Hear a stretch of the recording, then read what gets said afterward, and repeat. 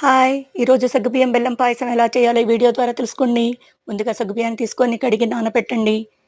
ఒక బౌల్ తీసుకొని దాంట్లో 2, 3 స్పూన్ల నెయ్యిని వేసి బాదం పప్పు, జీడిపప్పు, కిస్మిస్ వేయించి పక్కన పెట్టుకోండి. ఆ బౌల్‌లో 2 గిన్నెలు వాటర్ పోసేసి ముందుగా నానబెట్టుకున్న సగ్గుబియ్యాన్ని యాడ్ చేయండి. దాన్ని గరిటెతో తిప్పండి. అడుగంటకుండా గరిటెతో తిప్పుతూ ఉండండి. సగ్గుబియ్యం ఉడికింది లేనిది తెలుసుకోవాలంటే సగ్గుబియ్యం ట్రాన్స్‌పరెంట్‌గా కనిపిస్తుంది. అప్పుడు మీరు ఒక బౌల్ బెల్లం యాడ్ చేయండి. బెల్లాన్ని యాడ్ చేశాక, ఆ బెల్లమంతా సగ్గుబియ్యంలో కరిగేంత వరకు గరిటెతో తిప్పి, బాగా కరిగిపోయాక ముందుగా కాచి చల్లార్చుకున్న పాలను యాడ్ చేయండి.